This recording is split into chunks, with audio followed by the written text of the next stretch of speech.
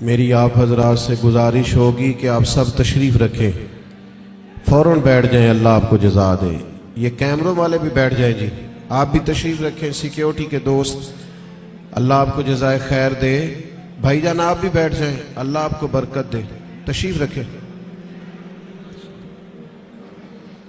آپ سب، آپ سے عرض کیا تھا بیٹھنے کا، اور یہ موبائل بھی اگر آپ نیچے کر لیں گے تو جو آپ کے پیچھے بیٹھا ہے اسے تکلیف نہیں ہوگی، تھوڑا نیچے کر لیں صرف موبائل کو، درود شریف پڑھ لیں بلند آواز سے، الصلاۃ والسلام علیک یا رسول اللہ وعلی آلک واصحابک یا حبیب اللہ۔ حمد و صلاۃ کے بعد الحمدللہ آج اس خوبصورت محفل پاک میں ایک بڑی تعداد میں دیکھ رہا ہوں علماء بھی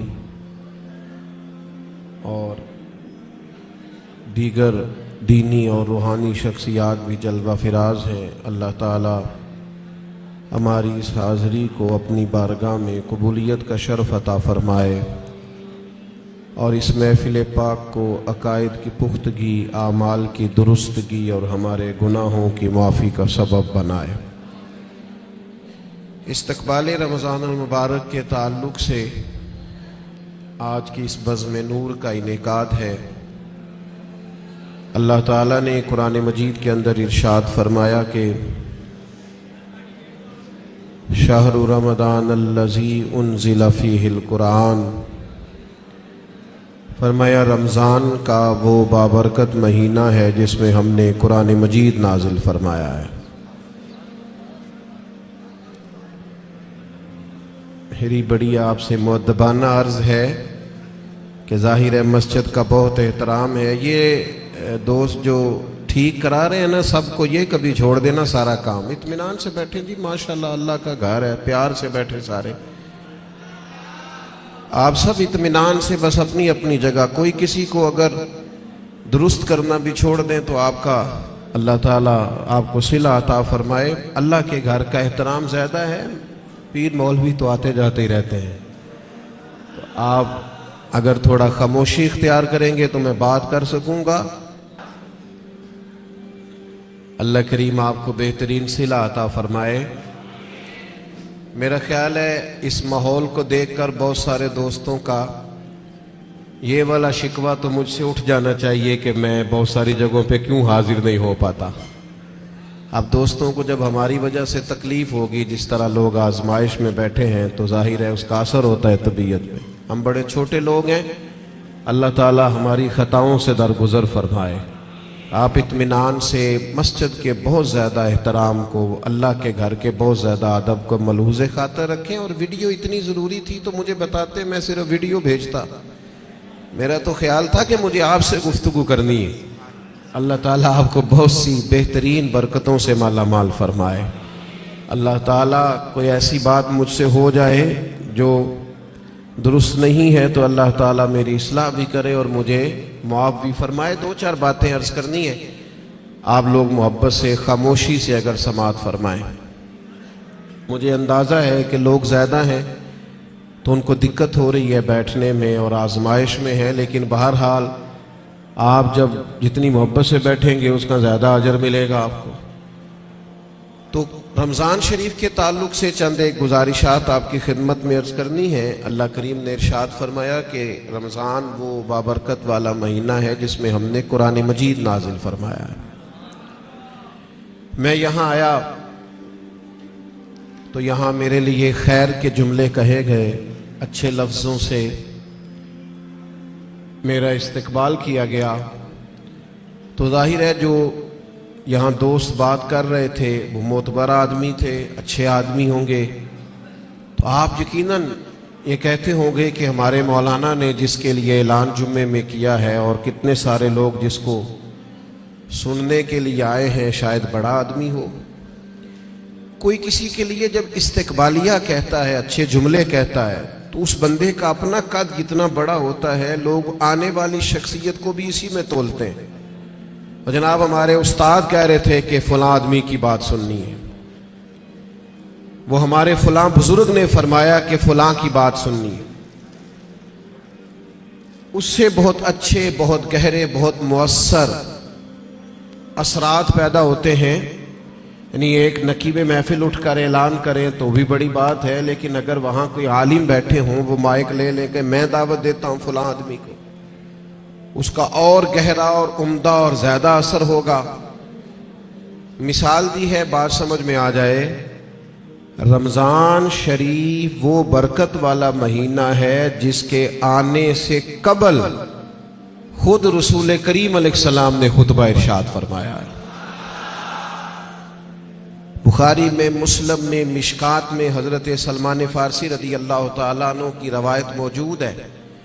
فرماتے ہیں نبی کریم علیہ السلام نے شعبان کے آخری دن اور رمضان سے ایک دن قبل ہمیں باقاعدہ خطبہ دیا، باقاعدہ.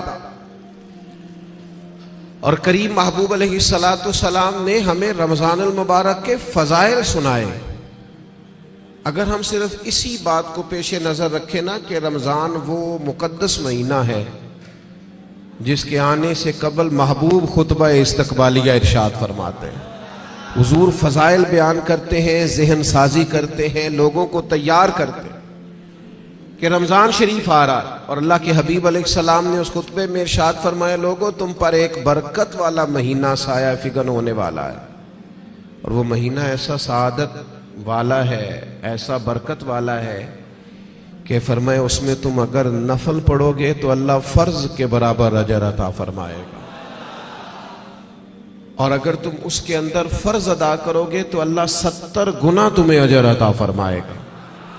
اب بات کو سمجھیں، رکھتے اتنی ہیں فرضوں کی، لیکن اس کا ثواب بڑھ گیا ہے.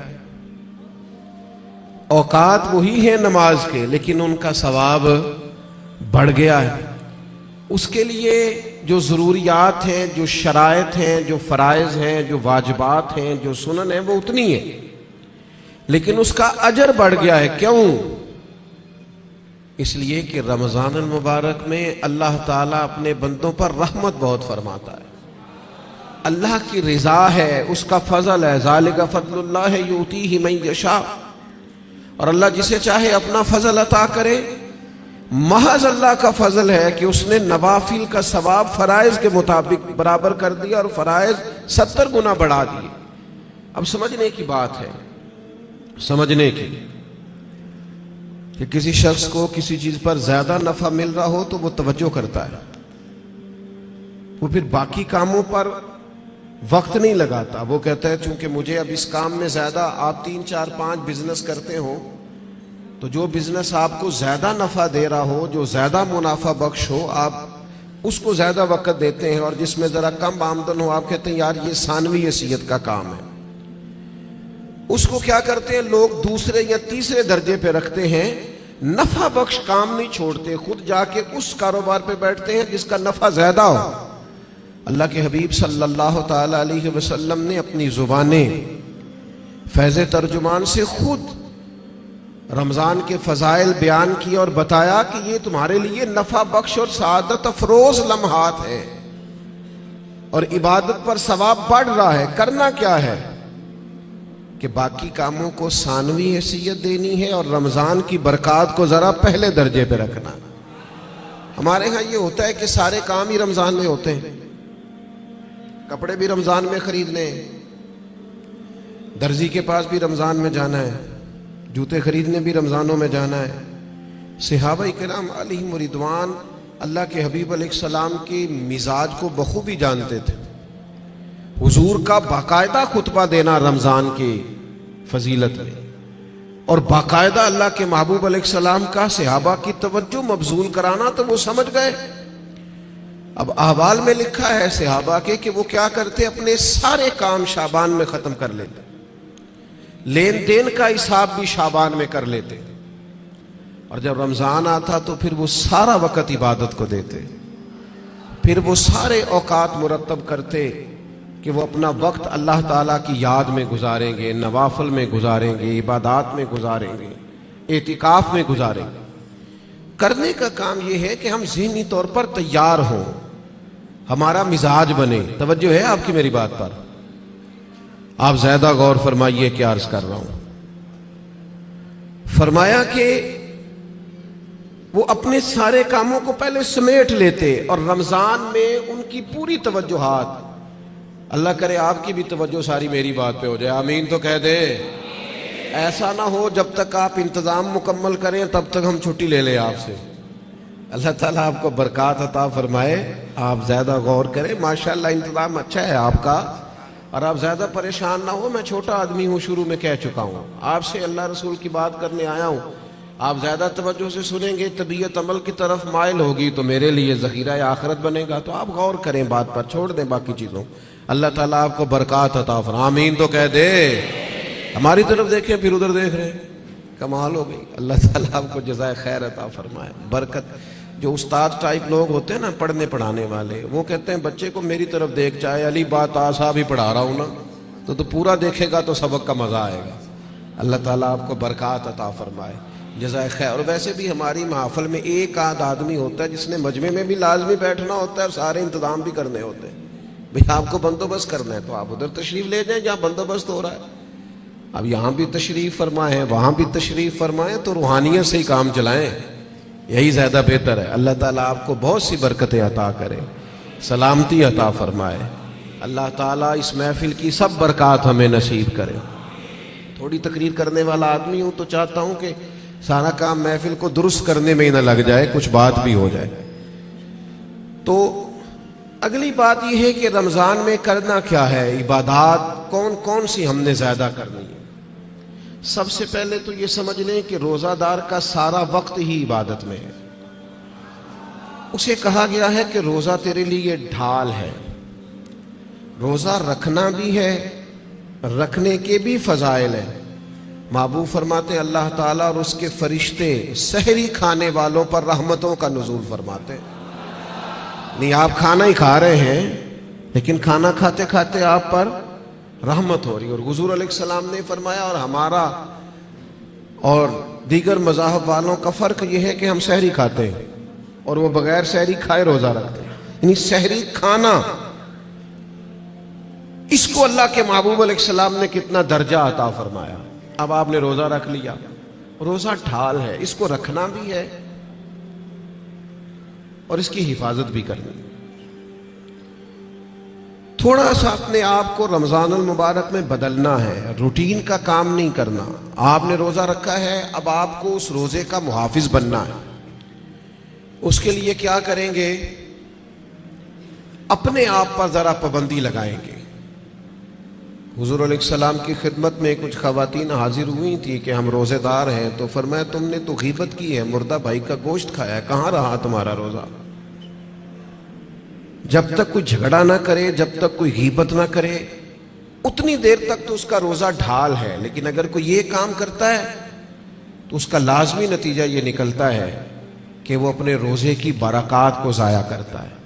روزے کے محافظ بنے۔ اگر کوئی شخص ایسی بات بھی کرتا ہے تو اسے کہیں بھئی میں روزہ دار ہوں، اس روزے کے محافظ بنے۔ پھر رمضان المبارک کے اندر قرآن مجید کے ساتھ رمضان کا بڑا گہرا رشتہ ہے۔ جو آیہ کریمہ میں نے تلاوت کی، جو حصہ میں نے پڑھا، اس میں بھی فرمایا اللہ تعالیٰ نے شہر رمضان الذی انزل فیہ القرآن، یہ رمضان کا وہ مہینہ ہے جس میں ہم نے قرآن مجید کو نازل فرمایا ہے۔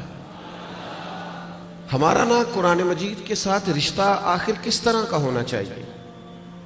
اللہ کا فضل ہے، رمضان کے اندر آپ کو بہت حفاظ ملیں گے۔ اب ایسا نہیں ہے کسی جگہ کہ کوئی شخص یہ کہے کہ ہمیں قرآن مجید سننا تھا تراویح میں لیکن ہمیں حافظ نہیں ملا۔ یہ ہو سکتا ہے کسی حافظ کو مسجد نہ ملے، یہ ممکن ہے سنانے کا موقع نہ ملے، لیکن اللہ کا یہ احسان ہے کہ ایسا کوئی شخص نہیں۔ حفاظ بڑے ہیں، قراء بڑے بڑے اعلیٰ ہیں، قرآن مجید کے عالم، ترجمہ کرنے والے، تفسیر بیان کرنے والے، سمجھانے والے بڑی تعداد رکھتے ہیں۔ لیکن ہمیں ضرورت کن لوگوں کی ہے؟ ہمیں ضرورت ہے قرآن مجید کے عشاق کی، جو عشق کرے قرآن مجید سے۔ رکے بھیجتے ہو نا نعت خوانوں کو، بہت اچھی بات، فلاں نعت سنائیں، بہت اعلیٰ بات، ایک آدھ رکا کبھی بھیجا کرو نا، آج بڑا دل کر رہا ہے سورہ رحمان سنائیں، ایک آدھ رکا روانہ کرو نا اسٹیج کی جانب۔ کبھی جب قاری صاحب تلاوت کر رہے ہوں تو انہیں کہا بہت دل کر رہا ہے آج آج آپ نا ہمارے سامنے سورۃ الحجرات کی تلاوت کریں.